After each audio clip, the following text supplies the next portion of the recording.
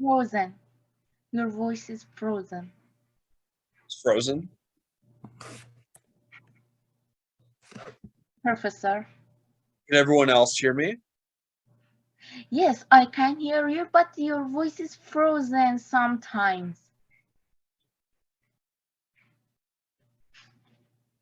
Can you hear me now?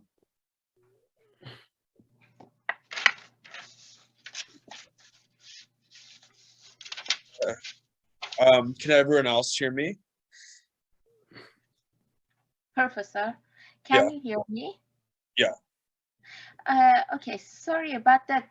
Your voice is frozen. Sometimes your voice is frozen. What do you mean frozen? Like, what does that mean?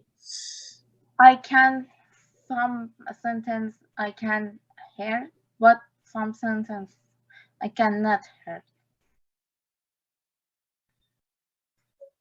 Okay, I'll try it. Give me 1 second. I'll try a different Thank set you of so much. headphones. Sure. Thank you.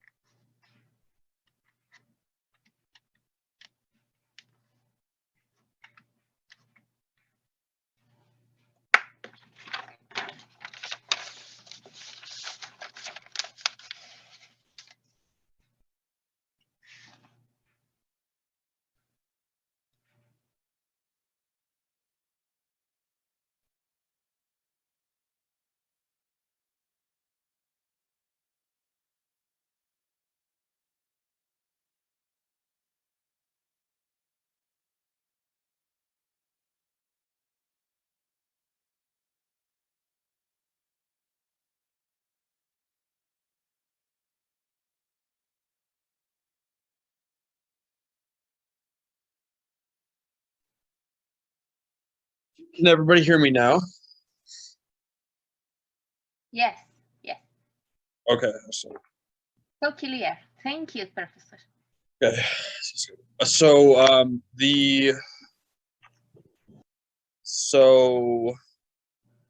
we're gonna go through how long run differs from the short run in perfect competition, and how profits and losses drive the long run adjustment process of perfect competition. We're going to go through constant cost, increasing cost, and decreasing cost utility industries, and then efficient allocation through perfect competition, and then profit incentives and credit strategy. So, long run versus short running perfect competition. So there are three assumptions for long run. We assume that there's easy entry and exit. So that can be through, I'll ask the class how, what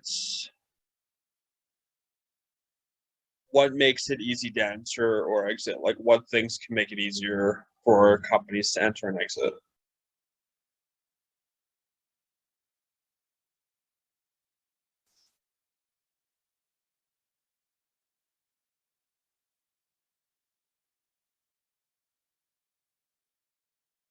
Yeah, low investment's a good one. Yeah, that's a good one. Yeah, that's really good. So yeah, low investment. That's a really good easy entry slash exit, like easy entry part. That's great.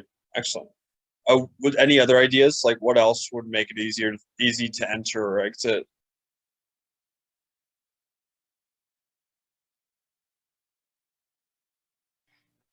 Until to exact do not affect resources price. You mean this sentence,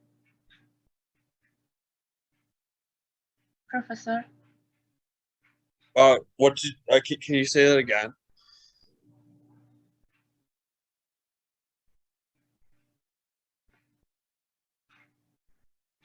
Can you repeat what you said?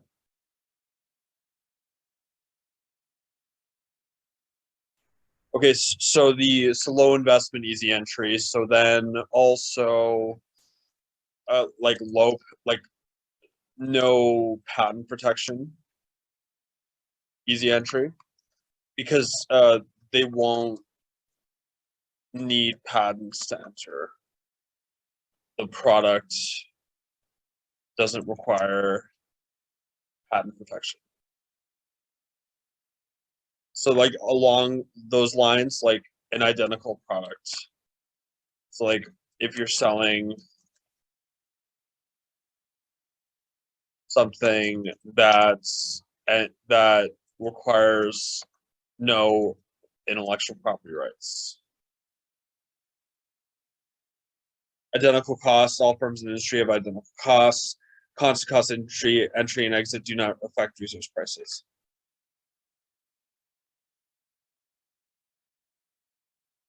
So yeah, so identical costs, constant cost industry. Those are those are the three. So then after all long run adjustments in a perfectly competitive industry, price will equal to each firm's minimum average total cost. Production will also occur at this point. So this follows two basic facts. Firms seek profits to avoid losses, and under perfect competition, firms are free to enter and leave the industry. So if price is greater than average total cost, firms enter, supply increases, price falls, and then exit. Firms exit, supply decreases, price rises. So so yeah. So in this case, if the price goes up to $60 here, so if the price goes from 50 to $60, there's more profits. So this whole, yeah, yeah, agreed. Yeah, low brand loyalty. That's a good point. So here, this is the amount that profits go up. So can you calculate the size of what increase in profits will be? You just have to calculate the area of this rectangle.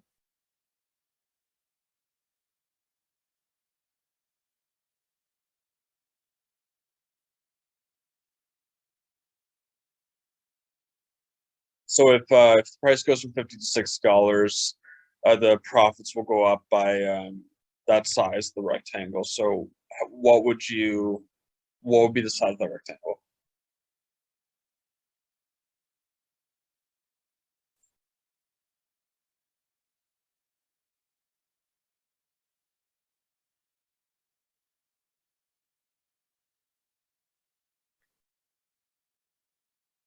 Yeah, correct. That's great. That's great. Kim. Uh, sorry. That's great. Thorsana. That's great. Great job, everyone. So yeah, you would do the 60 minus 50 times 100, and then that would be just 1,000 dollars in profit increase. So that happens when yeah. So this would this would allow for like more companies want to come into the market because there's more profit to be made. So this would lead to more companies entering the market due to higher profits.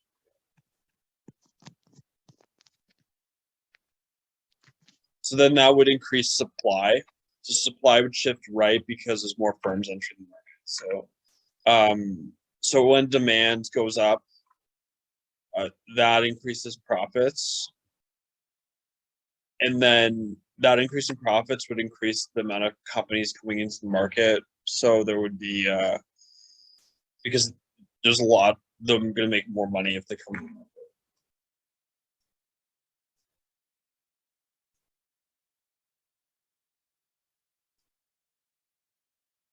And then firms leave when there is negative, when profits go down. So when demand goes down, profits go down. So based on that, supply would decrease because less firms will leave the market because there's lower profits. So firms, so if demand goes down, profit goes down. When profit goes down, firms leave the market because they aren't making as much money.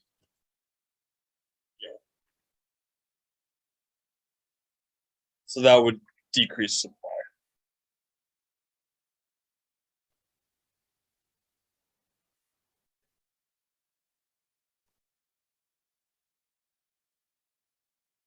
So constant cost industry, entry exit does not affect long run average total cost. Constant resource price, special case. Increasing cost industries, most industries. Long run average total costs increase with expansion, specialized resources. Decreasing cost industry are the personal computer industry.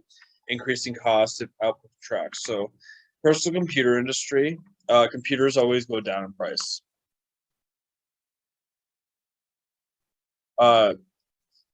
Except for like iPhones. So like technology usually goes down in price except for iPhones. iPhones seem to always go up. That's like the exception.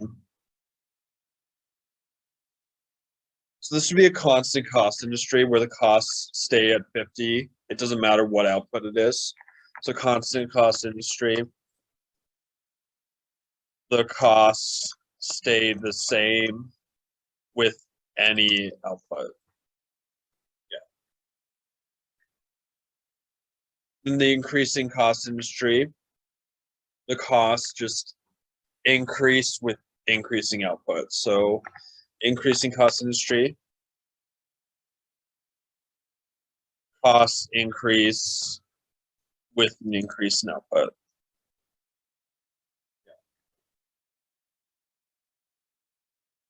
The decreasing cost industry, it's more realistic. Decreasing cost industry is when costs decrease with more output. So like this is economies of scale. Like this is usually what happens. As you produce more, the cost per unit goes down because the average fixed cost goes down due to more units. So like for example, like if your factory costed 1 billion to make and you produce 100 units the first year, what would be the average fixed cost? So like if your factory is $1 billion to make and that's your fixed cost, and you produce 100 units the first year, what's your average fixed cost?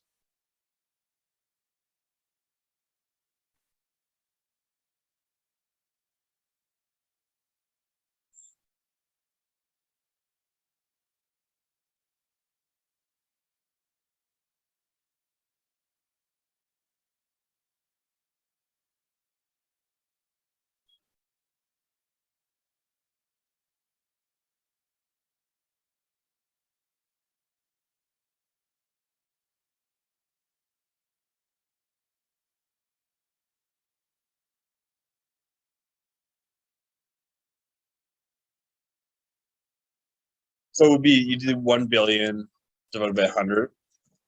That would just be 10 million. But if you produce like, let's say you produce 1 million units,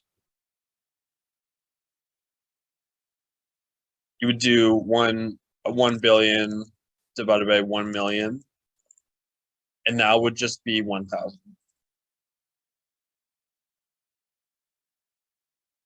So yeah, like the average fixed cost just goes down. So that's basically if you produce more units.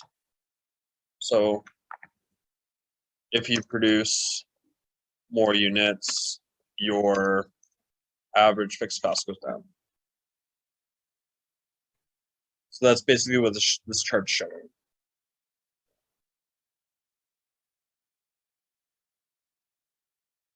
So then, in the long run, efficiency is achieved. Productive efficiency goes to produce in the least costly way, producing where P equals minimum average total cost. Allocated efficiency is producing the mix of goods most desired by society, producing where price equals cost. So,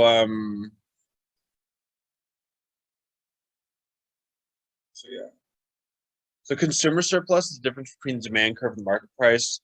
Producer surplus is the difference between market price and supply curve. So in this case, going back, consumer surplus is here. It's the size, it's the area of this triangle. And then producer surplus is the area of this triangle. So to calculate them, you take base times height divided by 2. So you take the height of the triangle times the base of the triangle divided by 2. So base would be here. This would be height. Then this would be height. So you would calculate both areas of the triangles. So that's the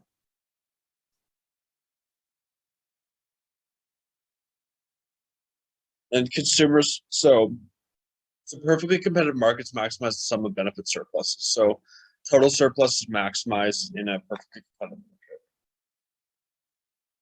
And perfectly competitive markets automatically adjust to changes in consumer prices, taste, resource supplies, and technology. So entrepreneurs increase profits through decreasing costs by innovating and new product development.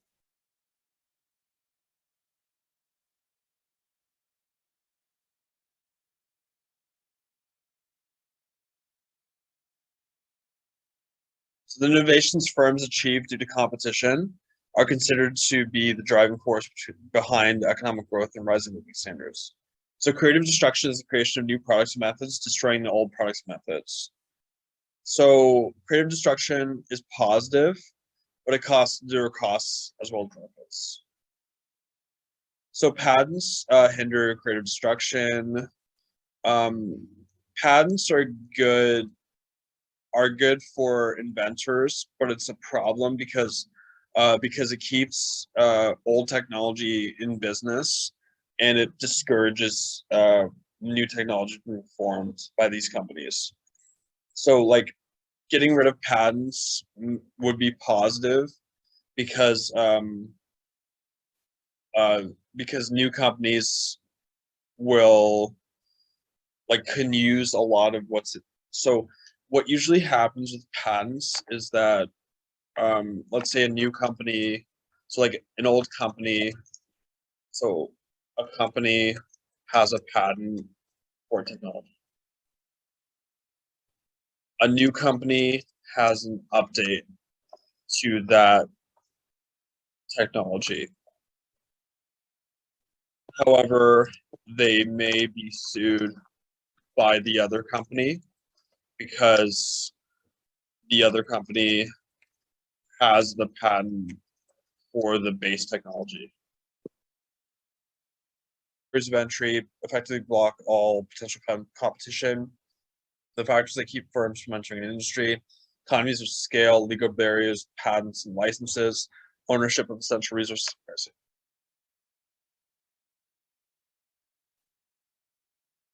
So yeah, there's a lot of so patents can create a monopoly, and that happened a lot with Microsoft in the late 1990s and economies of scale. So government doesn't regulate the firm, and then the firm is a single price monopolist, charges the same price for all units.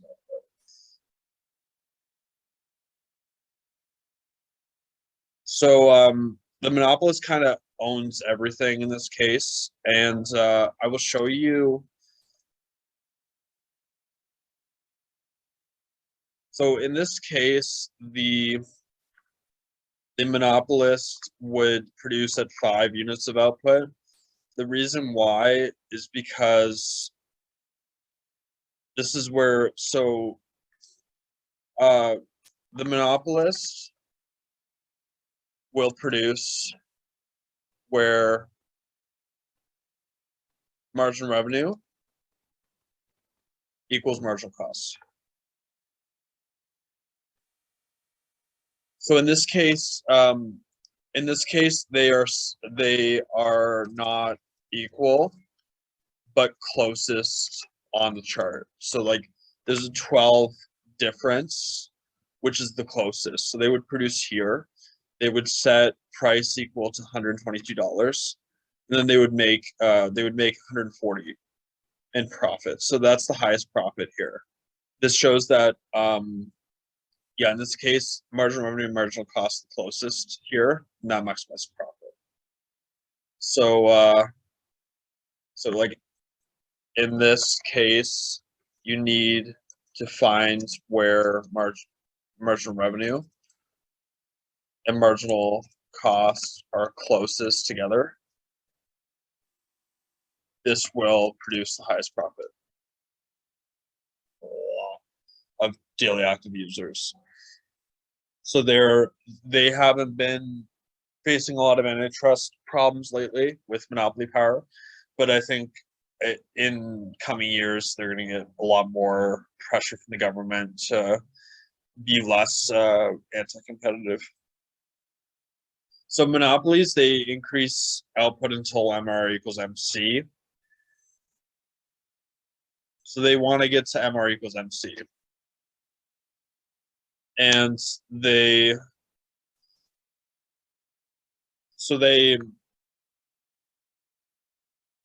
set output at where MR equals MC.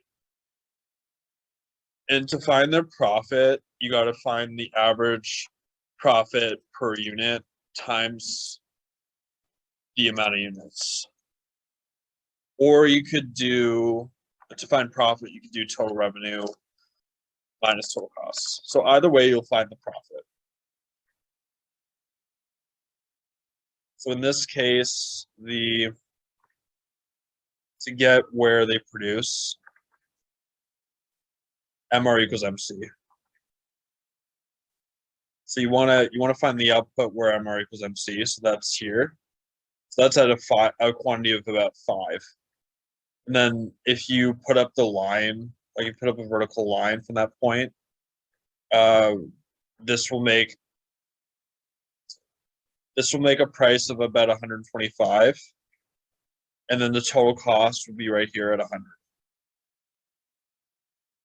And then to get the profit here, so yeah, the price is about 122 actually, and then the average total cost is 94. And the quantity is 5. So does anyone want to figure out the profit here? You just have to find profit, you have to find the area of this rectangle. So does anyone want to calculate the area of this rectangle?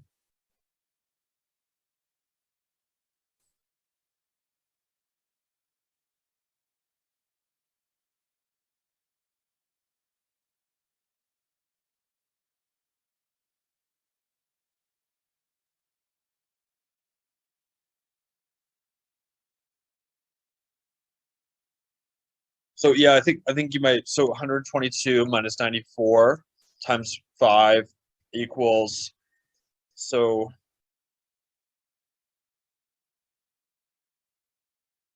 28 times 5, 100. So it'd be about 140. Yeah, good try. Very close. Nithursana. Great job, Timby. So Nithursana, like yeah, you were close. Like it does look like it's 125 minus 100. That's what I got. I remember in the last class I did that 125 minus 100 times 5, because it does look like that for the graph. So yeah, great job, both of you. So that's how you do it here to calculate the rectangle. So great work, both of you. So this is how you get the economic profit. And then profit per unit is just $28. So you would just do it per unit. So to get that, you would do the 122 minus 94.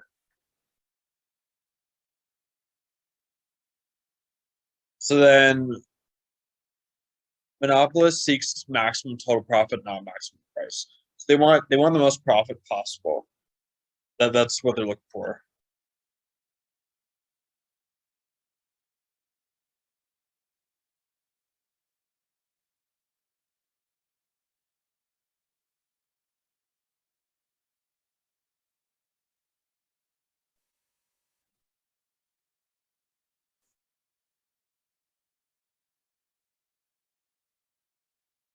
So with the monopoly, what happens is there's an efficiency loss with the monopoly. So with the monopoly, they produce at QM. So this triangle area here is lost. So if you produce at QM, so if you produce at QM, you are producing less than possible. You could be producing more at QC. Therefore, the triangle shows the lost surplus from producing lower than you should. So you just have to calculate the area of this triangle. So you just do, you take this base and multiply it by height and then divide by 2. So base times height divided by 2 to get the lost amount.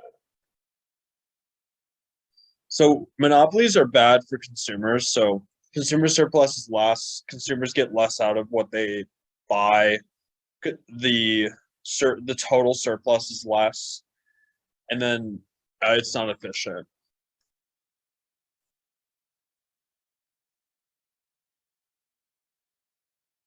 So monopoly transfers income from consumers to the owners of monopoly.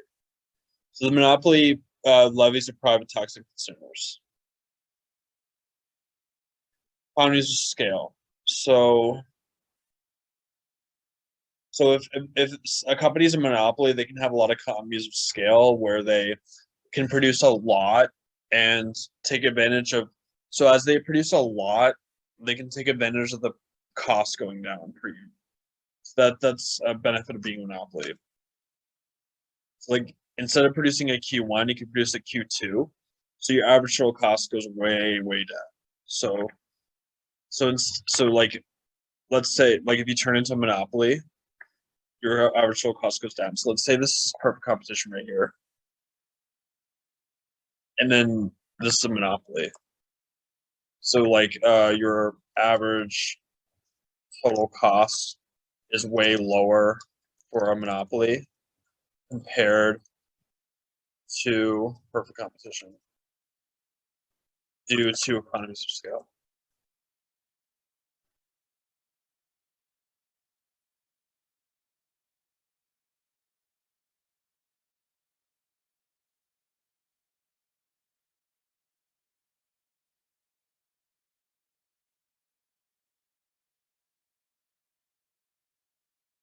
So the problem is monopolies charge way more higher prices than consumers can pay. So there's gonna be less production, and the government can intervene through anti-combine laws. The government of Canada has that, and they can regulate prices and operations of natural monopolies.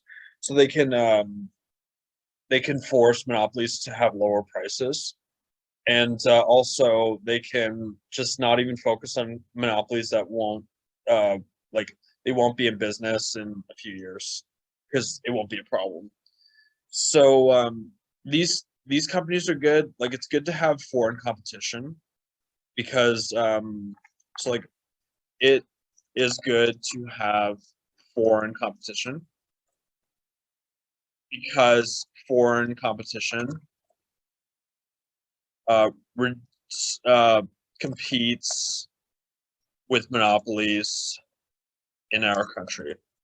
Therefore, our monopolies in Canada are not monopolies anymore.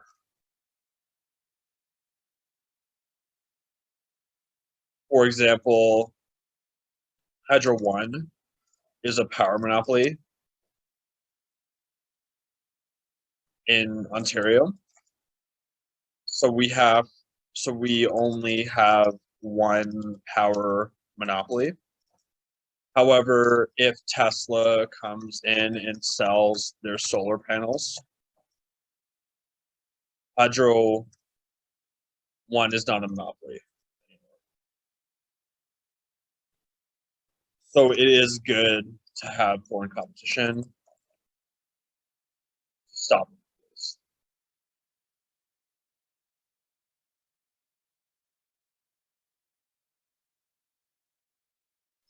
So price discrimination. We assume that monopolists charge a single price, but under certain conditions, the monopolist can increase its profit by charging different prices for different buyers.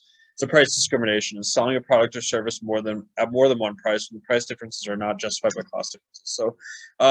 So price discrimination is like you sell a product at a higher price for people that value it more. So like it's price discrimination is when you sell a product / service at a higher price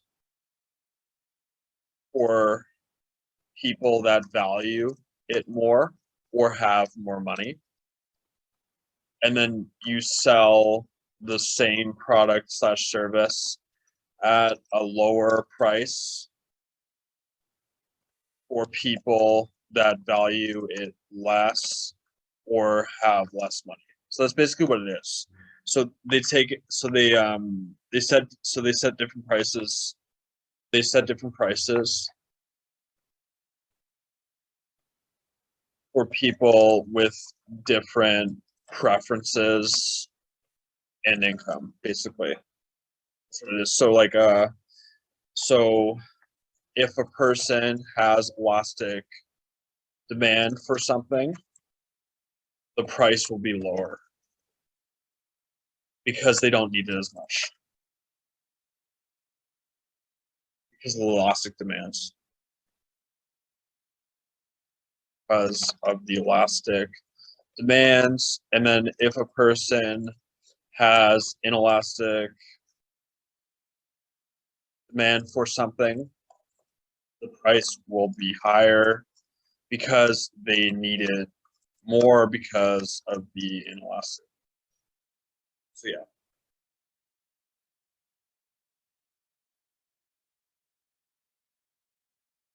So price discrimination, you need to have monopoly power. So the seller must be a monopolist with some ability to control output and price.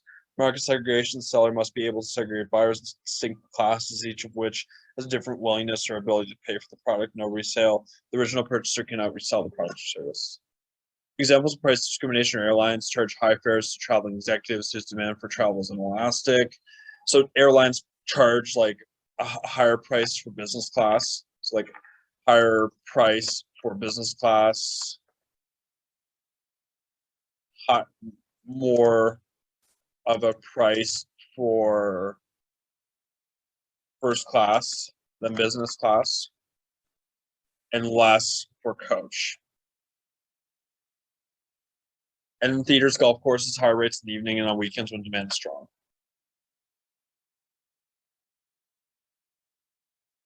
Yeah, that's a good point, Mohammed. Yeah, it could be, yeah, for sure. Yeah, it, yeah, that's a good one. Yeah, so like people that different plans could be for sure, because people that are more wealthy be paying more for cell phone plan than people that are less wealthy, based on like things they might think they need, like more data, more minutes, that kind of thing. So that might be a good example. Yeah, that's good. A good example. A good example, Mohammed. That's great. Then coupons are example too. So if if you're richer, like if you're rich, you're probably not going to use coupons. Like if you are rich, you probably won't use coupons. And then if you are not rich, you probably will use coupons, basically.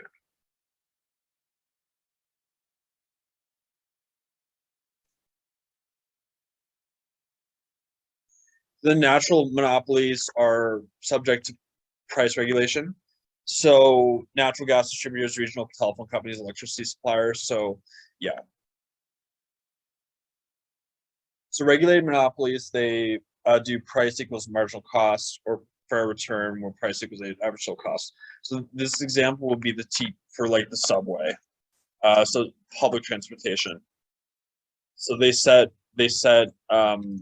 prices very low. Price equals marginal cost. Price equals average total cost, because people need because uh, regulated monopolies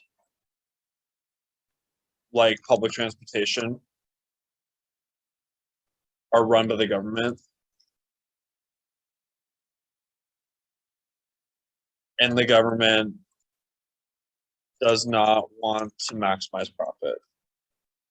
They want to provide these products slash services to people in an affordable way. So that's why.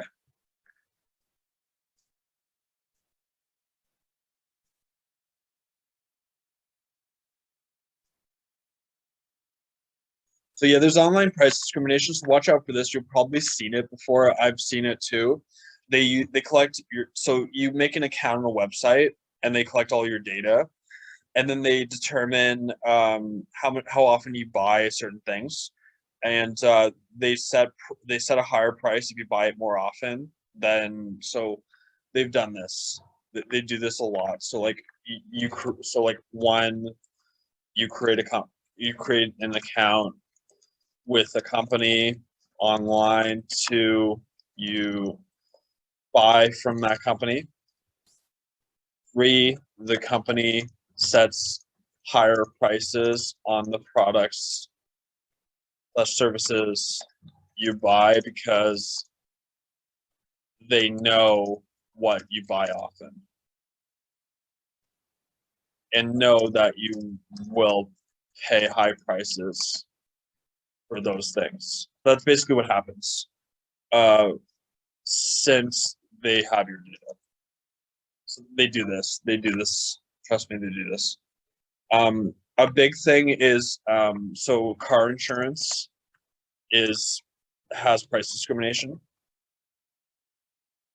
because they charge higher rates